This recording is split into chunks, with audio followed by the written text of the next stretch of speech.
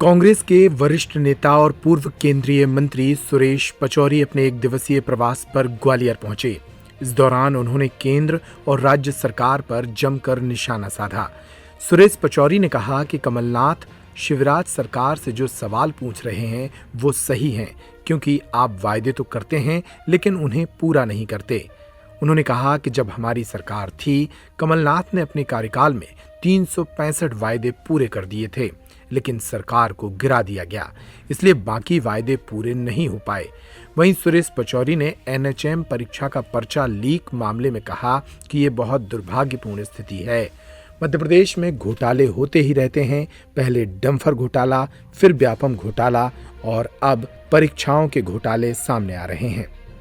इन तमाम मुद्दों पर सुरेश पचौरी ने क्या कहा, सुनिए। ये एक स्थिति देश में निर्मित हुई थी कि देश में घृणा और नफरत के बीज बोए जा रहे थे, जबकि प्रेम और सद्भाव का वातावरण रखना जरूरी था।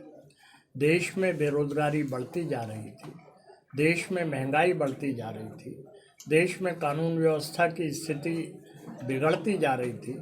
ज़रूरत इस बात की है कि सदन में और सदन से बाहर इन बातों पर चर्चा हो, लेकिन दुर्भाग्य से इन मुद्दों पर चर्चा हो नहीं पा रही थी या इन मुद्दों पर चर्चा करने के लिए सदन में अनुमति प्रदान नहीं की जा रही थी।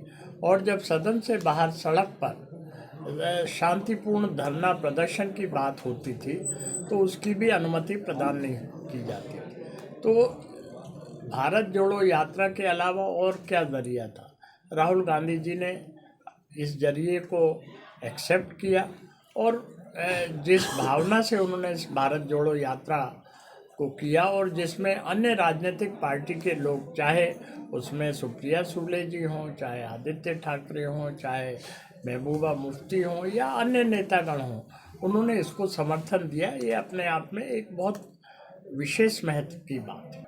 जातिगत बयानों से जिम्मेदार पद पर बैठे हुए व्यक्तियों को बचना चाहिए।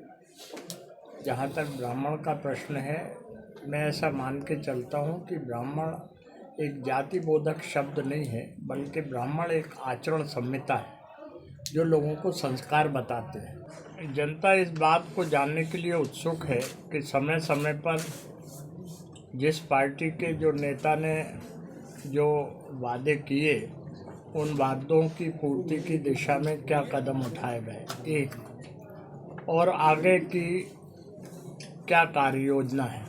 जो वचन पत्र कांग्रेस पार्टी ने 2018 में जारी किया था, जिस पर भरोसा करते हुए जनादेश कांग्रेस के पक्ष में हुआ था, उस दिशा में कमलनाथ जी के नेतृत्व में कारगर कदम भी उठाए गए और लगभग 365 वादे पूरे हुए।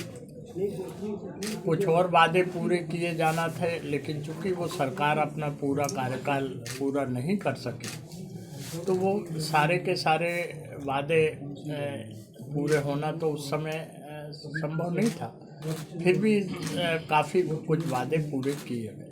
कि मध्य प्रदेश में इस प्रकार के घोटाले आए दिन, जब भी भारतीय जनता पार्टी की सरकार सत्ता में रही है, तो उजागर हुए। चाहे वो हम डंपर घोटाले की बात को लें, चाहे व्यापम घोटाले की बात को लें, चाहे ई टेंडर घोटाले की बात को लें, चाहे ये नर्सिंग घोटाले की बात को लें, तो मैं अगर ये कहूँ तो कोई अतिशयोक्ति नहीं होगी कि दरअसल भारतीय जनता पार्टी की यह सरकार घपले और घोटालों वाली सरकार बन गई।